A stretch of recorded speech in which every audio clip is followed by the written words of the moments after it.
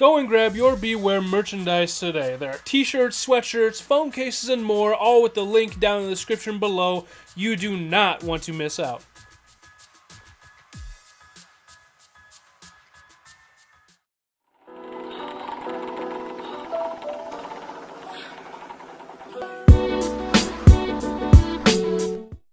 What's up, guys? It's Carson back here on Toxic Gaming with Week 1 of the PPL Division 2 and all of that for the Chicago Bewears.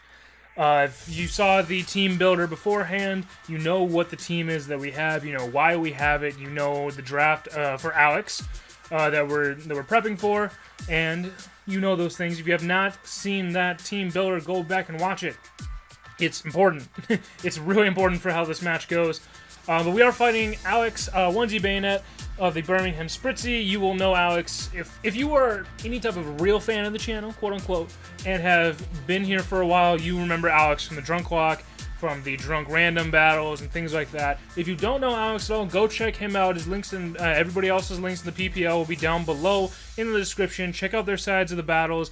Keep up to date with this because this is probably the league I'm the most excited about doing because these are a lot of my friends to play against. There also will be, again, as you saw in the beginning intro, links to the t-shirts for Chicago Bewears. Make sure you rep, make sure you represent. That'll be all down below in those links. Everything like that. Links to the fan Discords. You can go on to Discord if you have it and be like, hey, I want to be a Chicago Bewear fan. They'll put you in a group and you will actually be as up to date when these PPL videos come out from all the coaches, not just their subscribe boxes, a little faster. But we get into our team and everything. We see that he brought the Silvally, the Gigalith, the Scizor, the Hariyama, the Garchomp, and the Tapu Koko. And as I explained a little bit in the team builder, I was very scared of Garchomp, AV Gigalith, and AV Hariyama, and then a bulkier version of Scizor, because the whole team that we have is built around getting Nasty Plot into Jolteon from Decidueye and then beating his team after that. Setting up an agility so he can outspeed any Scarfers as well and then beating the team.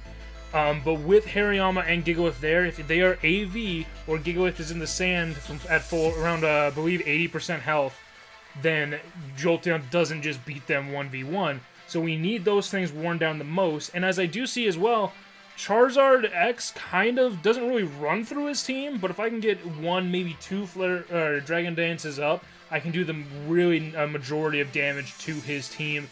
Scizor will be nice just to get defog if we need it, and Aerial Ace on the Hariyama, like what we brought it for.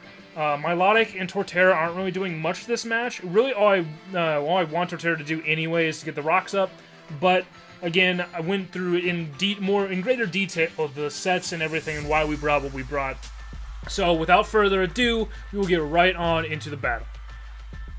Alright, we're getting into the battle now. We see that we're challenged by Alex and everything. And as you saw from the whole beginning part, he's going to lead off with his Silvally. Now, I expected, as I said in the team build and everything, I expected Silvally Fire. We see here it's actually the normal type Silvally.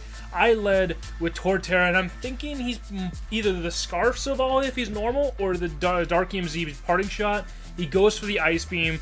I last minute changed Torterra to Yachi Berry, and I'm glad I did because I lived the Ice Beam, and I'm able to get rocks up, which it seemed like, according to Alex, we talked about it afterwards, that rocks was kind of like, okay, he has rocks up, but overall it really mattered for getting that chip damage where Jolteon could kill things. Torterra basically did its job. Yes, we couldn't use the Hidden Power Ice to meme or kill the Tapu Koko with Earthquake, but Torterra did its main job. That's what we wanted it to do. So we go right out into Char-X. I'm ready. He doesn't have rocks up. He's locked into Ice Beam if he's Scarfed. This is where we find out. And he actually did switch out. So I'm here thinking he would have used Parting Shot instead, so he has to be Scarfed. He goes into the Gigalith, sets up Sand, does the thing that Sand Gigaliths do. We break, if it was Sturdy, we would have broken Sturdy, but we do get a little bit of chip damage from Stealth Rocks. I just go Mega Evolve and D-Dance. I knew if I could do this early, then it will put a lot of offensive pressure on Alex. It might have been a little too early by being like turn 3 to really do it. But I knew I needed that power to even take on this Gigalith, because I believe at +1, I still did not do, or it would have been a roll on this Gigalith to actually one-shot it. If he was in the AV set, if he was the AV Gigalith that we were kind of afraid of and not max HP. But we actually do go for the Earthquake, and I believe he said he was like max HP, a little bit defense. So he knew he could take this Earthquake and that he could kill me with the Stone Edge after. And he decides to go for the Stone Edge. I was more thinking he might get up rocks or go Stone Edge. I really didn't care that much. But he does end up killing Char-X. We get a lot of damage on this Gigalith. We go out into Scizor, and right now I'm clicking Bullet Punch. I have no reason not to. And we end up taking out the Gigalith. Now, Gigalith did get the big kill on Char-X, who took, in his mind, the biggest threat out. We got the crit. We didn't think that mattered. I mean, it's a fucking Bullet Punch. But he, in his mind, got his biggest threat out. Now he brings out his Hariyama, thinking that I really can't touch this, and that close combat can kill me. I was expecting an Assault Vest, and he was actually choice banded. So my Aerial Ace here will not do enough to kill. I knew that going into it, and I figured I could live any hit. If he went for Fire Punch, I could live it. But the Choice Band Close Combat actually will completely destroy my Scizor. And I was a little bit worried about that. At that point, I was like, okay, he has to be banded. He has to be locked in. If he's not, then like he didn't take any life orb damage. The only option is banned. So I go into Decidueye knowing that he either switches or he predicts my switch or something and then stays in close combats. He stays in. As I nasty plot, I'm like, okay, now we got the ball rolling. Now we have things ready for Jolteon. Oh, I had to burp real quick. But we have our things ready for Jolteon. Hariyama's weak. Jolteon can take this thing on now 1v1. We're right where we kind of want to be with Jolteon. And we also saw by me going second, I can actually slow Baton Pass if he wanted to do another, try to predict it again. He decides to switch back out into the Silvally, which we believe is Scarf still. Possible of having the Z Parting Shot, but we believe is still Scarf. And I go for the Baton Pass myself. Slow Baton Pass into Jushin, our Jolteon here. And I know I have to click Agility. He can outspeed me and Parting Shot me, which will drop me to +1 if he wants to. I can still do things at +1. He can hit me and I should live it.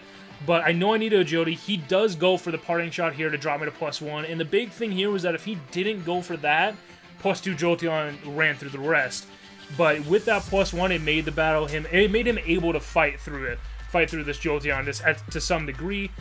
He goes back into the Hariyama. This thing's taking sand and rocks damage. I'm going for the Agility. Now I know I'm faster than Scarf Chomp. I'm faster than any Scarfer that he can have, and I can hit everything on his team with something hard. Is what I wanted to do. I wish I could have got a little bit of damage on the Scizor at this point, but I gotta play with what I got, and I go for the T-Bolt. Just simply knock out this Hariyama. I figured he might have had Bullet Punch, like banded Bullet Punch or banded Fake Out or something to get on Jolteon. He doesn't go for anything of it. Sandstorm's gone now, so I'm not taking Sandstorm damage anymore. He goes back into the Silvally, and this is where it's like, okay, this is where we kind of find out that he is Scarfed, and it should have been a roll without the Stealth Rocks damage to kill at +1, but with the Stealth Rocks damage, we did the calcs afterwards with his spreads. I do end up, it is a kill with Thunderbolt. There's no roll there to really live it. But now he brings out his Mega Scizor, and I'm like, okay, Mega Scizor is at full health. Well, regular Scizor right now, but it's all it has is a little bit of rocks damage. I'm not going to one-shot it. So if he does a crit Bullet Punch, and then second Bullet Punch, I die. If he just does 2 straight Bullet Punches, I live. And we see he goes for the Mega, and I'm spamming T-Bolt now. I have to just spam T-Bolt. We see how much this does, and it does roughly 65-ish%. I would rough that, maybe 60 to 65, and he roosts. So now I'm like, okay, he has to be a bulky set. He's not the max offensive set. He has to be bulky.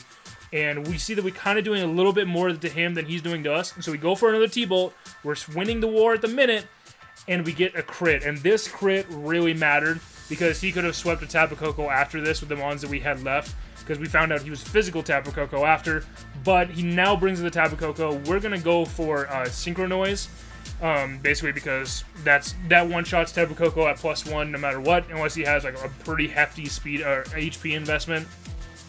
We're out speeding, we synchronize, we're doing what Jolteon needed to do, and that crit is what helped us do it, because he went for Swords Dance on that crit turn, and have Swords Dance or Bullet Punch after that Swords Dance would have killed us, and now he just goes into the Guard Chomp. He was Scarf Chomp, so he was what we were afraid of, but it's not going to outspeed us. We're going to kill it the Hidden Power Ice, any Garchomp, pretty much. Unless he's like max special defense, max HP, and I believe it's still a roll to kill after Stealth Rocks.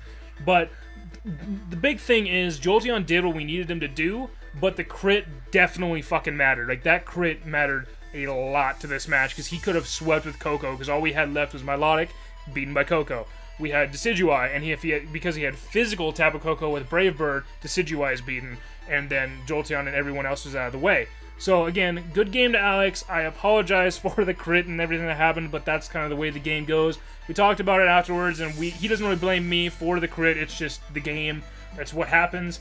And it was honestly that one crit that did it. But we have Juicy now, or Jolteon, at 5-0. And I believe top pretty high in the leaderboards for being an MVP and everything of the PPL. We're 1-0 in the PPL. We're doing good. Next video, or next PPL video, will more than likely be next Tuesday, the team builder for our next battle, which was the Amazing Chi and the New Crustle United. Then the next battle will be again next Wednesday. That's so you guys know the schedule and everything. I want to say again, thank you guys for coming out. If you want to buy any merchandise to support the Chicago Bewears, link is in the description below. Go check out that fan Discord. You'll be able to talk to us and all those sorts of things. Be able to be a fan on the Discord for Chicago Bewears. I hope you are. But that will all be down below. Check out Alex's side of the battle. Links and everything. Every link you could ever need is down below. Probably besides the link to get money. But anyway, thank you guys for coming out. I'm Carson. This is Toxic Gaming. And as always, you guys stay toxic. We'll see you guys.